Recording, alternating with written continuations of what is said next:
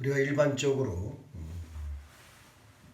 우리 가운데 보면은 구약에서 행함으로 구원을 받고 신약에서 믿음으로 구원을 받으며 말세에는 성령으로 구원받는다고 자기 나름대로 성경을 해석한 사람들이 많이 있습니다. 이는 잘못된 것입니다. 성경에서 말씀하시는 진리는 이 시대에 따라서 변하고 다르지 않습니다. 오직 믿음으로 말미암아 구원을 얻는다 하는 이 사도 바울이 이 철저한 이 구원론은 사실상 창세기 1장부터 아브라함 때부터 있었던 말씀입니다. 그러므로 이는 율법과 은혜의 관계를 대립시켜 생각하거나 혹은 양자택일하거나 이해해서는 안 된다는 것입니다. 본문에서 이 점에 대해서 깊이 생각을 해야 됩니다. 신학적으로 반드시 정리가 돼야 합니다. 그래서 사실 이 본문을 제가 좀 어렵습니다만 택했어요. 사실 본 갈라디아서는 다른 성경에 비해서 내용이 좀 어렵습니다. 때문에 갈라디아서를 바로 이해하고 나면은 다시는 신학이 흔들리지 그런 염려가 없습니다. 그래서 말씀마다 깊이가 있게 신중하게 생각을 해야 됩니다. 율법으로 말미암아 즉 행함으로 구원을 얻는다는 말씀과 오직 믿음으로 구원을 얻는다는 말씀은 결코 두 사건이 아닙니다. 그런데 갈라디아 사람들 즉 율법주의자들은 이를 대립시켜서 양자택일하려고 그들은 그렇게 생각을 했습니다. 사도 바울의 신학이론이나 성경에서 말씀하고자 하는 이 바는 무엇보다도 믿음으로 말미암아 구원을 얻는다는 것입니다. 이것이 근본적인 것입니다. 이어 율법도 은혜 안에서 이해해야 한다고 말씀을 하는 것입니다. 율법은 본래 있었던 것이 아닙니다. 은혜가 먼저이죠. 하나님께서 아브라함을 불러서 은혜를 주셨습니다. 그런데 이 은혜를 받아들이지 못함으로써 율법이라는 부정적인 수단이 등장하게 되었던 것입니다. 그래서 율법이 몽학성색이 되어서 우리를 은혜로 인도하고 그리스도께 인도하는 간접적인 역할을 하고 있다는 것을 말씀을 하고 있는 것이죠. 그러므로 율법과 은혜의 이 문제를 따로 생각해서는 안 된다는 것입니다. 직선적이며 조화 있게 이해를 해야 됩니다. 은혜 중심으로 율법을 이해한다는 것이 바로 본문의 내용입니다. 오늘 본문의 갈라디아인들에게 진리에 복종하지 않는 것을 책망하고 또 이로써 그들이 저지른 이 어리석음을 깊이 그들에게 인식시키려고 애쓴 이 사도는 그들이 거절하기 때문에 그가 책망하는 교훈을 강범하게 아주 증거를 합니다. 첫째로 사도 바울은 아브라함의 의인의 예를 들어서 믿음의 의인임을 증명을 합니다. 사도는 이를 증거하는데 로마서 4장과 같은 논증법을 사용을 하는데 그는 아브라함이 하나님을 믿음에 이것이 그의 의로 정하셨다는 것입니다. 즉 다시 말해서 그의 믿음은 하나님의 말씀과 약속의 근거를 둔 것이었고 그리고 그의 이 믿음에 의하여 그는 하나님에게 의인으로 인정이 되었고 또 용납되어졌다는 것입니다. 이러한 이유로 인해서 아브라함은 믿는 자들에게 조상이 상징으로 되었죠. 사도는 이에 근거하여 믿음으로 말미암는 자들은 육체를 따라서가 아니요 약속을 따라서 아브라함의 아들인 줄 알 것을 우리에게 말씀을 하고 있어요. 7절에 그렇죠? 따라서 아브라함이 의롭다 하심을 얻은 이 같은 이 방법을 하나님 것에는 그들도 그렇게 의롭다함을 얻어야 된다는 것입니다. 즉 아브라함이 믿음에 의하여 의롭다함을 얻었고 그들 또한 그렇게 될 것이라는 것입니다. 그런 것이라는 것이죠. 이 사실을 확정하기 위해서 바울은 아브라함에게 주어진 약속을 우리에게 알려줍니다. 그 내용이 창세기 12장 3절이에요. 모든 이방이 너를 위하여 복을 받으리라 이렇게 말씀을 했어요.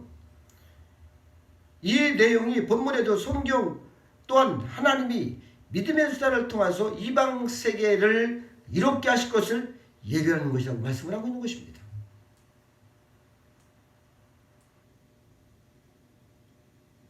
그러므로 아브라함 안에서 다시 말하면 아브라함 자손 곧 그리스도 안에서 유대인뿐만 아니라 이방인들 또한 복을 받게 된다는 것이죠. 즉 아브라함이 혈통에서 난 자만 복을 받을 뿐만 아니라 그가 의롭다 여김을 받은 것처럼 의롭게 여김을 받은 사람들은 아브라함처럼 축복을 받는다는 것입니다. 이 사실을 알았기에 사도는 먼저 아브라함에게 복음이 전파되었다 이렇게 말씀을 하고 있는 것이죠. 따라서 믿음으로 말미암은 자, 즉 참된 신자들은, 참된 성도들은 그들이 어느 민족 출신인가를 불문하고 믿음이 있는 자는 아브라함께 복을 받을 것이다. 이렇게 성경이 확실하게 오늘 증거를 해주고 있는 것입니다. 그들은 아브라함에게 주어진 약속에 의해서 따라서 그가 가진 것 같은 믿음을 가짐으로 믿음의 아버지인 그와 함께 축복을 받는다는 것이죠. 아브라함이 축복을 받은 것은 하나님의 약속에 대한 믿음을 통해서였습니다. 그리고 다른 사람들이 이 특권을 얻는 것도 똑같은 방법에 의해서만 이루어진다는 것을 먼저 말씀을 하고 있는 것입니다.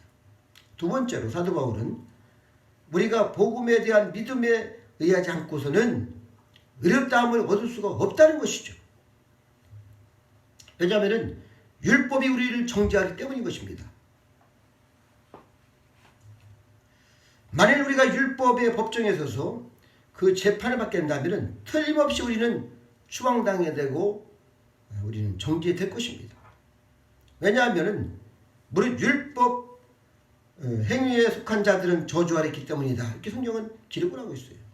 즉 정죄함을 받지 않고 이렇게 되는 방책으로 자신의 행위에 의지하고 이에 근거하여 자신의 의인을 주장하는 사람에게는 반드시 이 재판법정은 틀림없이 그들에게 정말 엄청난 불리한 선고를 낼 것입니다. 그 이유는 율법적에 기록된 대로 온갖 일을 항상 행하지 아니한 자는 저주 아래 있는 자라. 이렇게 신명기서 27장 26절에 말씀을 하고 있어요. 율법에 의하면 인간들은 누구나 생활이 완전해야 하며 인격적이어야 하고 영원히 복종을 해야 됩니다. 율법의 용어는 이것을 행하라 그러면 살리라 이렇게 말씀을 하고 있어요. 또 이를 행하는 자는 그 가운데 살리라는 것입니다. 따라서 이것을 행하지 못하는 자에게는 율법은 저주를 선언합니다. 여러분 우리가 예수 그리스도의 이 놀라운 이 복음을 믿음을 통하지 않고서는 우리는 다 저주 안에 있는 거예요.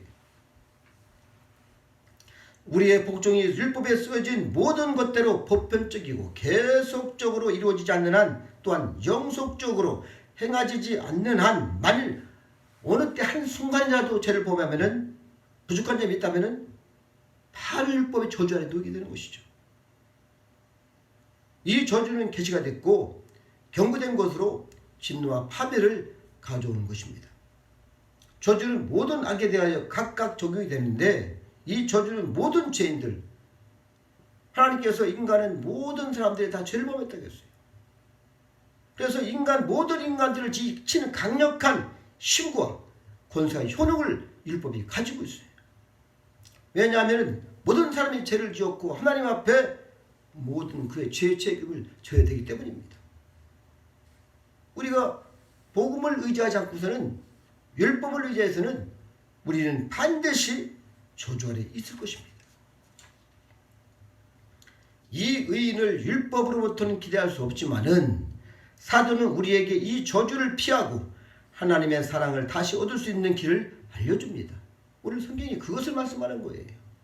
그것은 13절에서 말한 것처럼 율법의 저주에서 우리를 속량하신 그리스도를 믿음을 통해서만 가능하다는 것입니다. 그리스도께서 율법의 저주로부터 우리를 구원하신 것은 아주 놀라운 하나님의 방법이죠. 즉 그가 우리를 위해서 저주를 받은 바 되므로 우리의 구속을 이루신 것입니다. 아멘. 그가 우리 대신 죄를 지시고 우리 대신 저주를 감당하셨습니다. 그 죄를 담당하시므로 하나님으로부터 분리된 것이 아니라 그에 대한 선물이 됐어요. 우리한테 엄청난 선물을 우리가 받은 것입니다. 즉 그는 모세의 율법이 특별한 낙인을 찍은 것이며 불쾌하게 여길 수밖에 없는 그 수치스러운 죄를 없애고 선물로 자기를 드리신 것입니다. 예수께서 자기를 들이신 목적은 그리스도 예수를 통해서 아브라함의 복이 이방인에게 미치게 하신 것이다. 이렇게 말씀을 하고 있는 것이죠. 그래서 유대인이든지 이방인이든지 그리스도를 믿는 사람들은 누구나 다 아브라함의 축복의 상속자가 되고 특히 복음의 시대를 위해 예배해 준 성령의 그 놀라운 약속의 상속자가 되기 위한 것이다. 이렇게 기록을 하고 있는 것이죠. 이로써 그들이 하나님의 백성과 약속의 이 상속자가 된 것은 율법의 자신들 드림으로 이루어진 것이 아니고 그리스도를 믿음으로 이루어진 것이다. 이렇게 첫 번째, 두 번째로 말씀하고 있는 것이죠. 세 번째로는 의롭다함을 얻는 것이 율법의 행위에서가 아니다. 믿음의 행위인 것임을 증명을 하는데 사도는 특별히 이 구약의 이 증언들을 말씀을 언급합니다. 하박국 2장 4절 보면은 의인은 믿음으로 말미암아 살리라 이렇게 했죠. 기록이 되어 있습니다. 또 로마서에 보면은 1장 17절과 히브리서 10장 38절에 보면은 그것을 인용하고 있는데 복음에는 하나님의 의가 나타나서 믿음으로 믿음에 이르게 하나니 기록된 바 오직 의인은 믿음으로 말미암아 살지 않은 것 같으니라 이렇게 기록을 하고 있습니다. 마르틴 루터가 이 말씀을 붙잡은 거 아니겠습니까?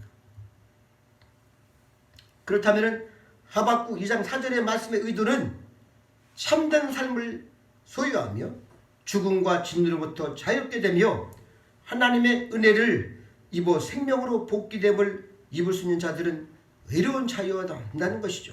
또 인간이 이렇게 되는 것은 오직 믿음을 통해서만 가능한 것을 알리기 위한 것을 이미 벌써 하박국 선지자를 통해서 기록을 또 해놨습니다.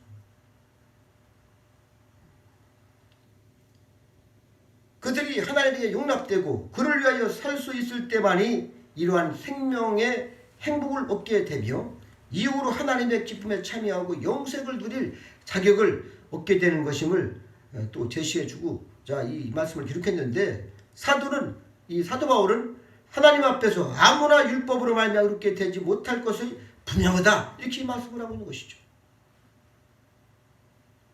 여러분이 율법의 613가지를 다 지킬 수 있습니까? 그것도 지속적으로 총괄을 그날까지 한 번도 어기지 않냐고 지킬 수 있는 얘기죠. 왜냐하면 율법은 믿음에서 난 것이 아니기 때문입니다. 율법은 의롭다함을 얻는데 믿음이 필요하다는 말이 없고 믿는 자들에게 생명을 준다는 말이 없습니다. 오직 율법 말하는 것은 율법을 행하는 자는 그 가운데 살리라. 레위기서 18장 15절에 말씀을 하고 있고 율법의 삶에 얻는 조건으로 완전 복종을 요구를 합니다. 그러므로 율법은 결코 우리의 의인이 새로운 가르침이 아니고 이미 복음시대 이전에 벌써 하나님의 교회에 세워지고 가르쳐준 것을 우리는 사도 바울은 밝히려 하는 것이죠. 믿음이야말로 진정 어느 죄인이건 의롭다함을 얻을 수가 있고 또 이렇게 되는 것은 오직 유일한 바로 길인 것이다. 이렇게 말씀을 하고 있는 것입니다. 또 마지막으로 이러한 목적을 위하여 사도는 하나님이 아브라함과 체결하신 계약의 불변성을 주장을 하는데 이 계약은 모세의 율법에 주어짐에 의해서 취소되거나 폐기될 수 없는 것이라고 15절에 말씀을 하고 있습니다. 15절 이하에 쭉 기록을 해놓고 있어요. 아브라함이 믿음에 의해 이렇게 되었기 때문에 믿음이 율법보다 앞선다는 것입니다. 믿음은 아브라함이 약속에 근거하여 세운 것이었고 하나님께서 하나님의 그 아브라함과 계획을 맺으셨는데 이 계약은 확고하고 변함이 없는 것입니다. 인간의 계약이 피할 수가 없는 것이라면은 오늘 성경에 보면은 사람의 이래로 그렇게 말씀을 하고 있는데 인간의 계약이 피할 수 없는 것이라면 하나님과 계약은 더욱 그리할 것입니다. 조약이 체결되는가 또는 합의 조항이 인주되면 양편이 거기에 다 묶여갖고서 다른 방법이 없는 겁니다. 체결이 되면은. 그러므로 그 뒤에 있어진 율법에 의하여 하나님의 계약이 무효될 수가 있다는 것은 불가능한 것이죠. 이미 율법이 오기 전에 이미 하나님의 은혜가 있었고 약속이 있었습니다. 약속은 계약과 율법이라는 두 가지 뜻이 있습니다. 그런데 이제 아브라함에게 주어진 이 약속은 이 기약이보다는 이 언약이라고 유언이라고 볼 수가 있어요. 그래서 유언이 효력이 있기 위해서는 반드시 유언자가 죽어야 되고 그 죽은 후에는 유언이 변경될 수가 없는 것입니다. 따라서 아브라함에게 주어진 약속이 유언의 성격을 띠기 때문에 그 약속을 확고하고 변경할 수가 없는 것입니다. 그러나 만일 유언의 권리를 주장할 상속 인물이었기 때문에 유언이 폐기되어야 된다 이렇게 말하는 사람이 있다면 16절에서 거기에 대해서는 그런 염려도 안 해도 된다고 사도는 말씀하고 있는 거예요. 왜냐하면 아브라함이 죽었고 손자도 죽었습니다. 그러나 그 계약은 아브라함과 그의 자손들에게 체결된 것이다 이렇게 말씀을 하고 있어요. 여기서 바울은 이 성경을 놀랍게 해석을 하고 있는 것입니다. 우리는 그 계약이 오직 유대인들에게만 의미가 있는 걸 생각을 했는데 이에 대해 사도는 그것이 아니라는 것이죠. 자손을 복수로 표현하지 않고 단수로 표현했습니다. 그것은 한 인물을 가리키는데 그 자손은 곧 그리스도라 이렇게 말씀을 한 것이죠. 본문에. 그러므로 계약은 아직도 효력이 있는 것입니다. 왜냐하면 그리스도는 인격으로 영원히 거하시며 또한 믿음으로 그의 것이 된 영속된 자손들 속에서 영원히 거하시기 때문인 것이죠. 그리고 만일 율법이 행위를 너무 강조하기 때문에 모세에 의하여 주어진 그 율법이 계약을 폐할 수 없다면은 또한 율법 속의 믿음이나 약속된 메시아에 대한 말씀을 폐기할 수 없는 것이라고 답변을 18절에 기록을 하고 있는 것이죠.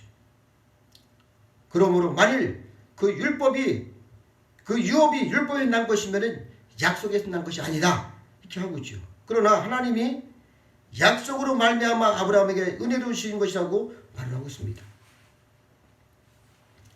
율법은 은혜의 약속입니다. 약속 안에서 십자가의 은혜에 조명하여 율법도 해석되어야 합니다. 16절에서 사도 바울은 아브라함과 그 자손에게라 하여 그 자손이라는 말을 사용하는데 참으로 놀라운 것이죠. 여럿을 가리켜 자손이라 하지 아니하고 단수로 제가 조금 전에 말씀을 했습니다마는 자손이라 지칭했습니다. 바로 예수 그리스도를 가리키는데 그리스도 안에서 믿음으로 사는 은혜의 약속을 따라 사는 모든 그리스도인을 가리키는 말입니다. 이를 대표적 개인이라고 하는 것입니다. 대표적 개인, 이 은혜의 약속을 믿어야 할 것입니다. 할렐루야. 그래서 하나님께서 예수 그리스도를 약속을 했는데 이것이 대표로 개인에 대해서 약속을 했어요. 그래서 이 놀라운 은혜를 우리에게는 이미 성취된 것이 있고 아직 남아있는 것도 있습니다. 또 앞을 우리는 바라봐야 됩니다. 그런 거로 오직 믿음으로만 오직 은혜요 당시의 약속에 대한 믿음입니다. 그리고 그의 약속 안에 우리는 신실해야 됩니다. 할렐루야. 신실하다는 것은 그 약속, 그 은혜, 그 믿음으로 모든 것을 지키는 것이죠. 그 약속을 믿기에 그 약속 안에서 모든 것을 해석하고 그 약속 안에서 모든 것을 이해를 해야 됩니다. 우리에게서 이 약속은 틀림없이 이루어질 것입니다. 이 은혜가 항상 여러분과 함께 하시기를 축복합니다. 그래서 우리는 이제는 이 세상에 지금 상당히 시간이 시시각각으로 변화가 됩니다.